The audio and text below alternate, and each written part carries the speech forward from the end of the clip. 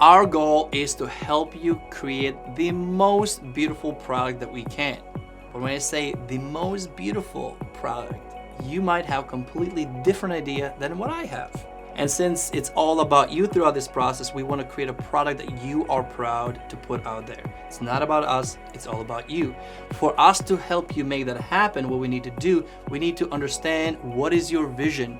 What do you like? What do you completely don't like? The more information you can provide to us, the better product we can create. For example, this studio right now, this actually was a dream of mine for a very, very long time. I want to have TV so I can slap my logo on there. I want a light, like I really like this, it's called hipster light. I really like the atmosphere it creates, that coziness, like a fireplace a little bit. So I like this set and I build this set because that's my vision. So what is your vision for your course? What do you like? What do you don't like? And do your research and put those videos in, and then be specific what do you like and what you don't like, so that we can create the best looking course that we can. Go ahead and do that right now.